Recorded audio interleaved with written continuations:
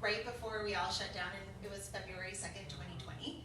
And that's when Minor Dramas came out, and then between then and now, a different book came out, and many of you were online with me last year doing that.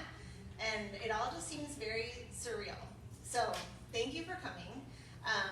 I told Nicole, I'm like, prompt me to be grateful. So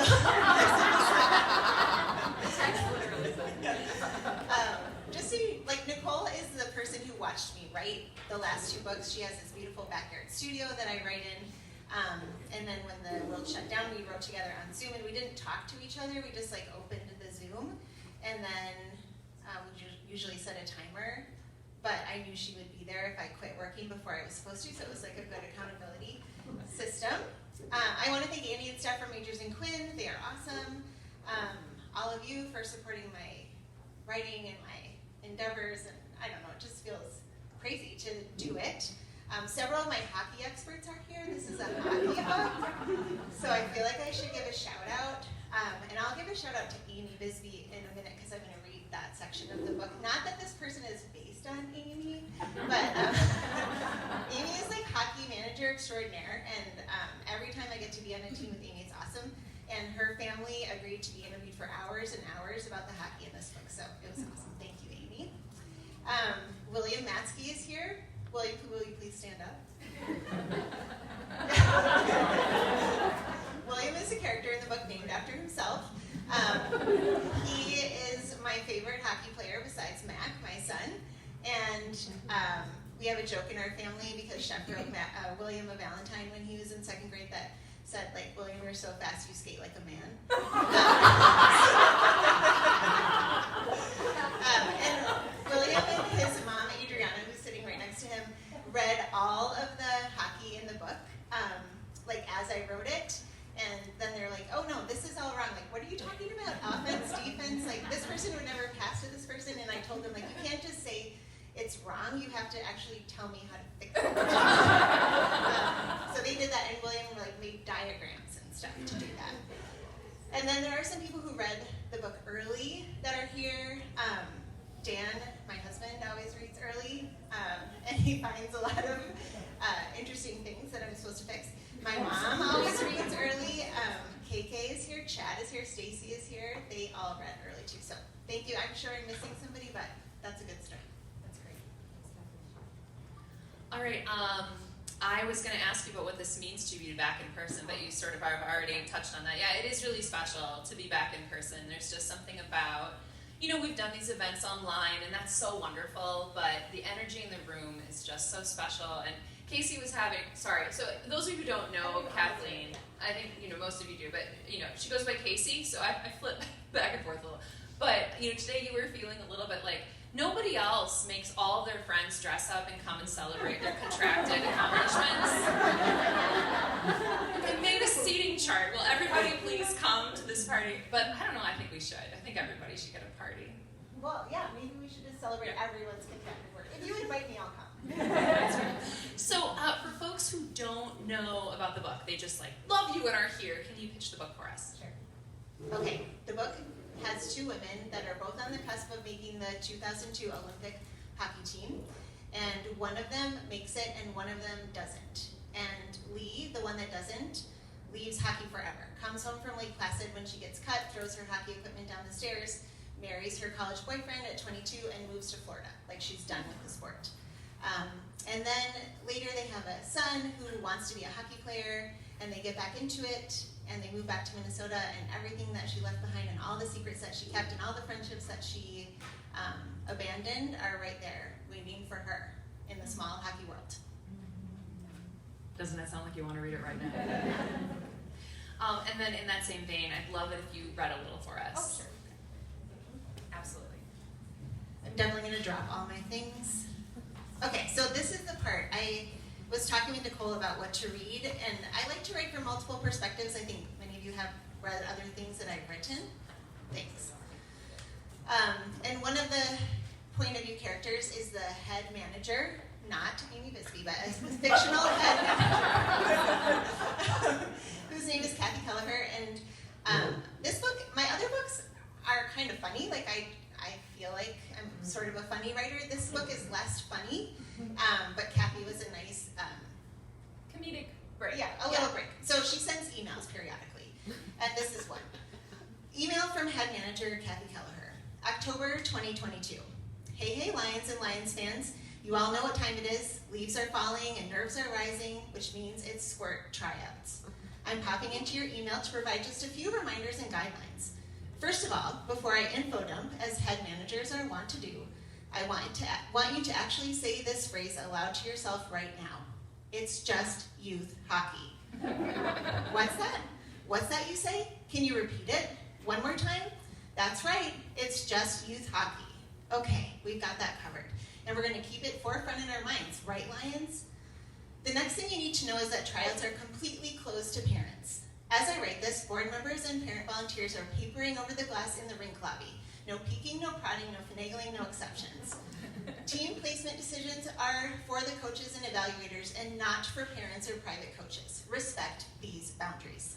Third, here's how our system works. Our team of outside evaluators, highly respected coaches from other associations and area schools, will score the kids on a number of criteria. A full list is available in the tryout packet you'll receive at check-in tomorrow.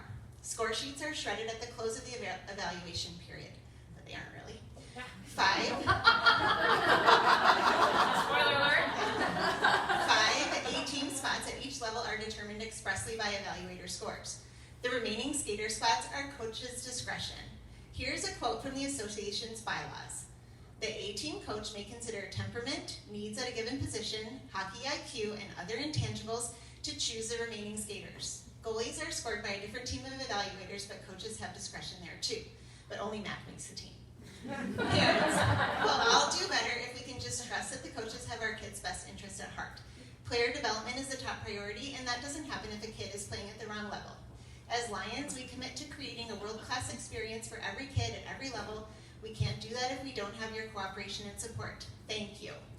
Cuts for the A-team will be posted by midnight on Wednesday. Check the website. You'll need to have the kids' pinning numbers memorized because we won't post names. Yeah. Privacy and dignity are paramount in our process. Within 10 days, all skaters will be placed on a team. Caps. Your kid will have fun and develop on any team. Let's hope we don't have any challenges or disputes this year, but just in case, if you're not happy with your team placement, my first advice is to take a deep breath and think about the children. This is for them. If that doesn't help, you need to email the sport coordinator, Blake friends, you'll recognize this name, Craig Rathman, at icecoldhockeydad@hotmail.com. That'll trigger the appeal process, which you can read about in the packet you'll receive at check-in. And finally, a word about check-in. Be on time. There are no makeup skates for kids who come late. Arrive 15 minutes before your assigned skate. Come only to your assigned skate, and come prepared to give your best. No excuses, no regrets, and go Lions. Questions? Reply to me or reread this message. Your head manager, Kathy Kelleher.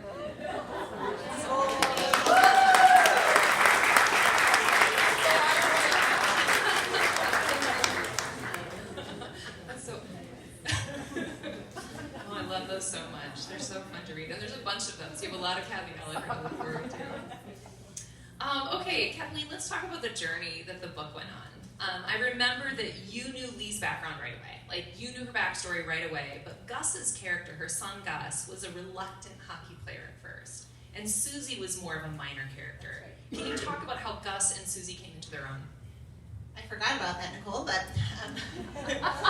if you write the book in front of somebody, then they know. At first, I did have Gus as a reluctant hockey player. Like, he played other sports, and he was kind of like the unspecialized sports kid. And then it was kind of like his parents were pushing him into hockey, and he felt that in order to be loved by the family, that he had to be good at hockey, which he still thinks, but he just thinks it more now.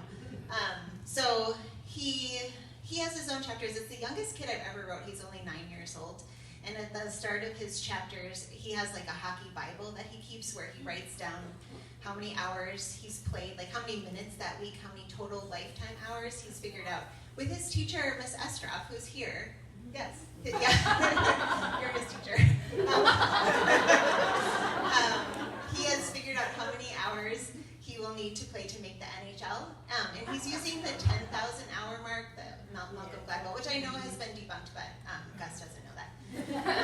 So he writes that, and he keeps lists, and then he also rates himself on how he's done that day. So he'll give himself like 2 out of 5 or 5 out of 5 or whatever for his performance. And as he became more serious about hockey, I felt that was realistic. Right around that age is when kids, I think, decide that they're going to be serious about it, or they care more about it than they did at the rec level before. And I liked writing his character because he really does think in a sweet way that it's his destiny, because his mom was on the cusp of making the Olympic team and played for the national team, that he needs to be good at this. And all the adults in his life seem to be giving him that message. So he turned out to be very sweet. I think he's sweet. Yeah, I really love him. Yeah. And then Susie is the character that made the Olympic team. So she has a couple of Olympic medals like in her closet. And then she teaches PE. That's her job. And I got to ask I interviewed a couple of Olympians to find out like what she would be like. And they are every bit as intense as you would think. Like they are, to be that good at something and to be, the best in the world at something, like it's hard for me to imagine what that would take. So I really enjoyed talking to those women and writing her in a way that she's a nice person, like we would be friends with her, but she's also very intense. And I did ask my Olympians, like, would it be possible that someone who was almost on the Olympic team would then be a PE teacher at a middle school? And they said, yes, absolutely, we do all kinds of things. And in fact, like as an anecdote, when I picked up those cookies today, they're really awesome. And the baker said that she had read the beginning of the book, and she said, I'm really into it because I'm actually a rifle shooter, and I was in the Olympic trials in 1988 and that. And I was like, what? And she said, she's like, I didn't make the team, and my life really changed after that. And I was like, wow, keep reading. Keep reading. So yeah. That's great. Thanks, Casey. I so admire your ability to write from multiple points of view. I just think it's really interesting, and I love that about your work. And there are, besides Kathy Gallagher, there are 4 in this book, right? Kathy writes emails, but there are 4 in this book. Lee, her husband Charlie, their son Gus, and Lee's former teammate and friend Susie. So how do you decide whose point of view, like when you're thinking about a new story, how do you decide whose point of views you want to include? And then as you write them, how purposeful are you about channeling each character as you drop in? Like, how do you switch from person to person? That's a really tough question, and it changes over time. Nicole didn't let me look at the questions ahead of time, so. This is the newest I've had. I can't remember, I think there were like 9 in the first book and maybe 6 in the second book, so there are always quite a few.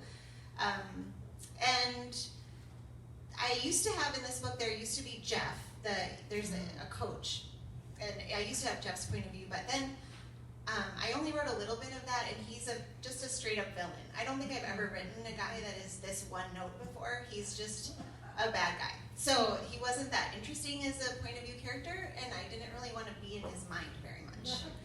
So that was why that. And then sometimes it just feels like I need it. So I started with Lee. I wrote Lee for a long time. Everyone who read early was like, who is this lady and why is she such a bitch? So that was really hard to get right. It took a long time with multiple revisions to like soften her enough, and I took it really personally because of all the characters I've written. She's the most like me. I feel I'm a really intense person. She is too. Like I'm not obviously an elite athlete, but I might as well be for how seriously I take everything.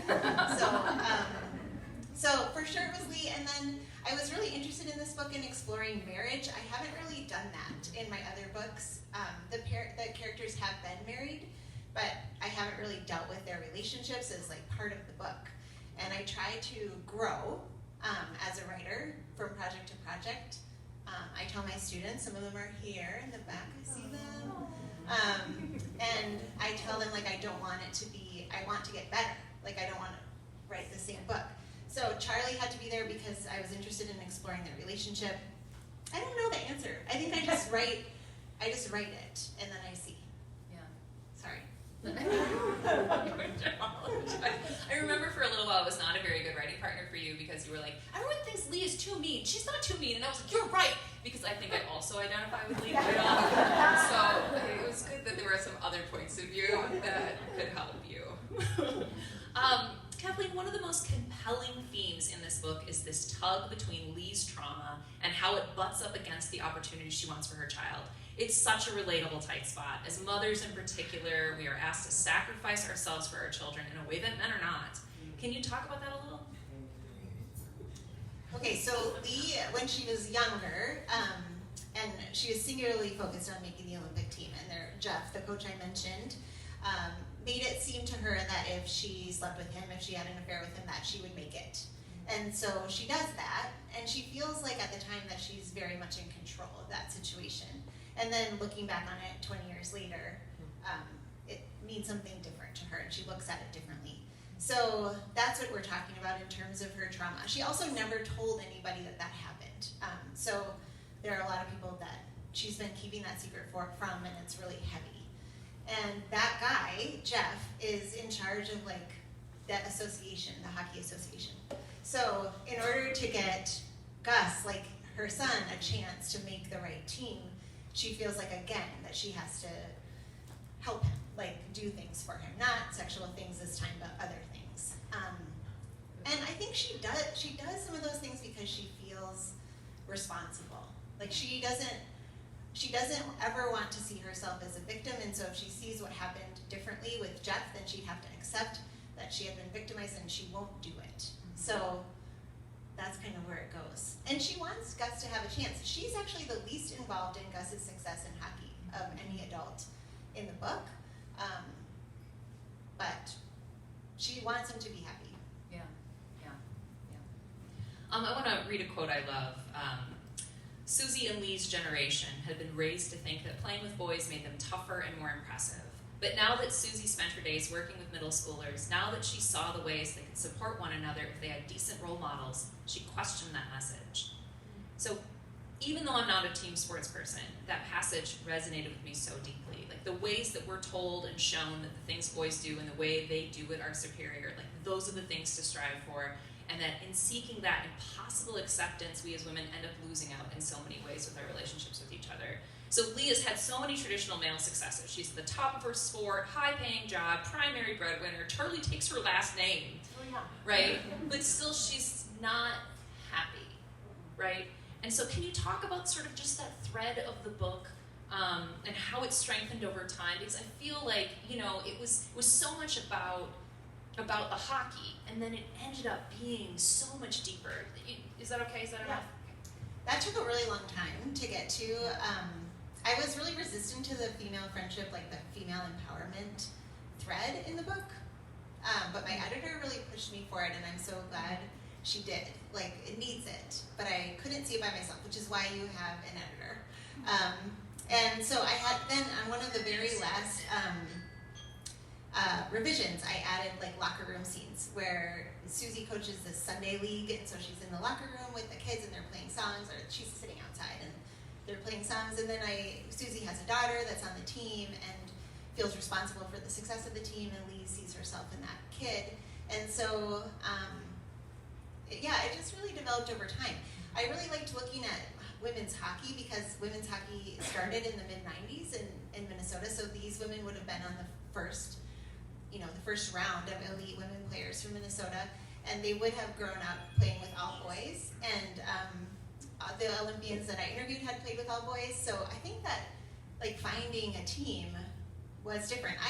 One reason I remember now I was resistant to the female empowerment line was that the Olympians that I interviewed confirmed my feeling that if you're competing with someone for a spot on the Olympic team, you're not going to be nice to them. So that is actually true. I mean, you can imagine that, right? Like, you're friends with them once you're on the team, but if only one of you is going to make it, and it's everything you've been working for your whole life, like, I was like, this isn't very realistic for them to get back together. But I think through their kids, that was a way for them to get back together. Yeah, I loved it. Yeah, it feels so privileged, right? You talked about this, right? That you wrote this book in the thick of the pandemic, and we watched each other right on Zoom. And you talk about like how I kept you from not wandering off and going and doing something else, but for me it was so emotional, you know, that to know that you were there as I was writing, it really, maybe. But we helped each other through that time in different ways. And so, for the record, the following things were my ideas. I'm not going to do that. No, I know there's a bunch, but I'm not going to listen. However, but seriously, now we're going to talk about my favorite character in the book. Her name is Nicole. So who again was the Nicole that's here? I've never written real people into the book before, but there are a lot of real people in the book, and a lot of them are here. So like if you know me, and you know like Blake School or whatever, like you'll recognize some people in the book. But there's also a Nicole, who is this wonderful friend of Lee's that came in, and I needed someone that she could confess to that had no idea about hockey. Of course she runs, because every book has to have some running. But they become friends, and she is the person that helps Lee kind of see things differently. And I just started writing her, and she just is Nicole. Has Nicole's hair, her style, the whole thing is is Nicole. And then I was like, maybe I should name her something different, and then I didn't. It's just we were talking beforehand, and I was like, does she have a last name? I don't think she does. But the Nicole in the book is the same Nicole in real life. And I do think like to that end, like I have made so many awesome, really close women friends like throughout my adulthood, and that's something that's really important to me. Like being open to new friendships and like meeting new people, and you never know who might appear in your life if you give it a shot. And Nicole comes to our office and says like, we're going running over lunch, and she says yes, and then everything changes. So it was really special. I'll just add one other story about this. Like we have, Nicole and I, when we see each other in person, sometimes there's something we do called stretch and chat, which is like yoga basically, but not. And we talk about writing problems. And the first chapter was really problematic in this book. I asked my writer's group, Stacy's here from my writer's group, I asked a lot of people about the first chapter, and it was not right. And so one day, at the very, very end, we were doing stretch and chat, and that's when we figured out what would happen in the first chapter. So, yeah. It's really, I've never seen myself written in a book before, and so I was like, oh, I'm bossy. And I mean, I am. So that was true. But there's this moment where Lee says about Nicole, she was very generous with her mirth, and I burst into tears when I read that. I was like, oh, I am generous with my mirth. So thank you. That was so special for me. Okay, I have one last question, and then we're going to give people a chance to eat cookies and drink food and buy books and get them signed. And Q&A. We'll have a little bit of time for a Q&A. Okay, so we're both English teachers. It's very seasonal, they're very popular.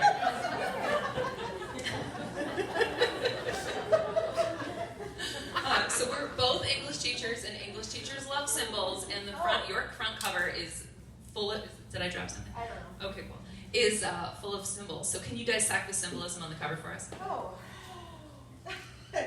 well, we don't get to pick the cover. Like someone smarter just sends it to me, and I'm like, this is it. But actually, I do feel like this cover with the house enclosed in ice, the symbol that I see here is that the windows are distorted.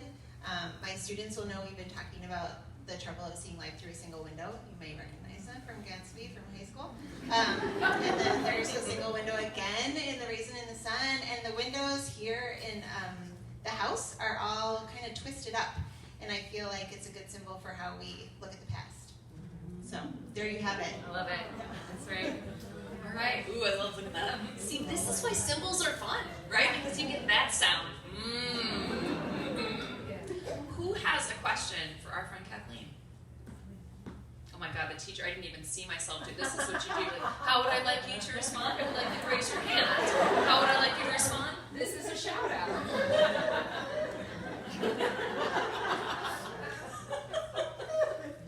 Well, as you're thinking of questions, I'll tell one more story. So Kathleen and I met many years ago in the early 2000s. we had a mutual friend at a teacher's conference, and so we were like both at this thing, and I, for whatever reason, like you made some, it was just a very quick meeting, but like you really made an impact on me.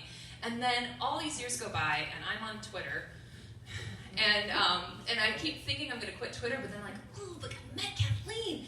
It's the only good thing for me that has come out of Twitter. So I'm reading Twitter, and there's this person who's like, I'm 40, my first book is coming out, I'm a teacher in the Twin Cities, I teach English, here's my story. And I was like, that's my story. So I click on the blog post, and I read Kathleen's blog post, and then I was like, oh my God, we have to be friends. And then I've never done this before or since, but I DM'd her, and I said, we have to be friends. And then I said, I know you already. So we've already met, but then we went out for coffee and we talked for 3 hours, and then it's just I know I'm like, I don't know how how was I a person without you before? All right, I know we have a question. I saw a hand, right? Okay, great. Shout nice and loud. Okay, I think at one point it sounded like in the book you had more of like Lee's backstory or like life, like in Florida or like that kind of thing. Why did you decide to leave out some of that like backstory on your content? What a good question.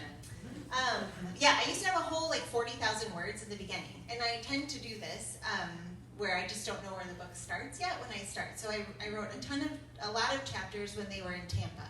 The family moved to Tampa, so I did a lot of research on Florida, found out about all the neighborhoods and where the local bookstores would be, et cetera, et cetera. But I ended up taking it out because the story really starts in Minnesota. But what I discovered in Tampa was the way that Charlie and Lee interacted with each other when Gus was a baby. That's not in the book anymore, but it's very important for me to know in terms of writing their life later. Like Charlie was always a stay-at-home dad, drove across town with her like expressed breast milk to like give it to her at work. He worked part-time at a bookstore where he was best friends with, I can't even remember her name anymore, but she worked at the bookstore. And so that was really important for me to know that Charlie had several women friends before in his life because he and Susie become friends. So although like you don't need to read that Tampa part, like I did really need to write the Tampa part. It's always frustrating and sad when I get to the point where I'm going to cut the whole beginning and start over. But it is like, you kind of need to do it, I think.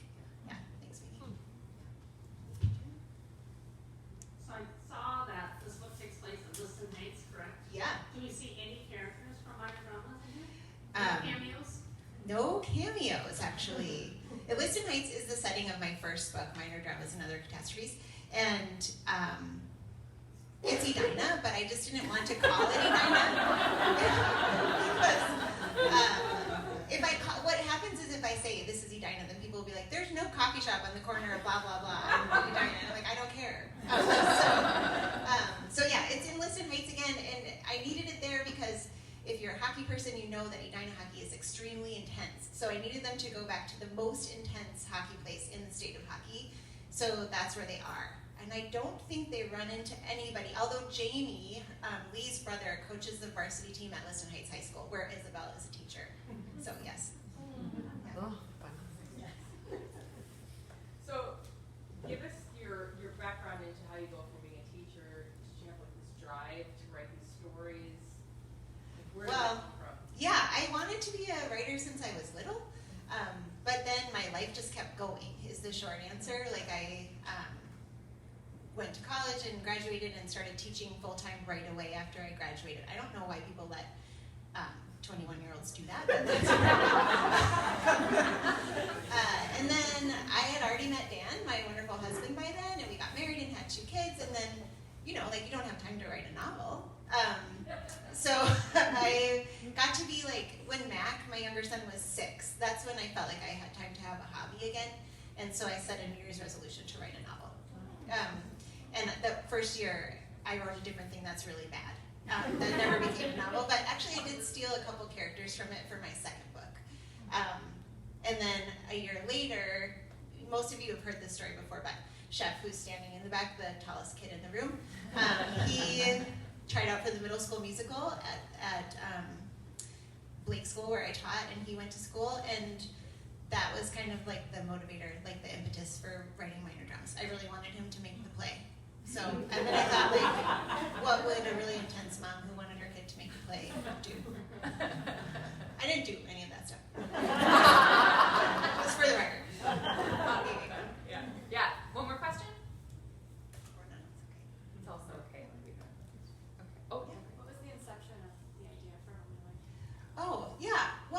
sports.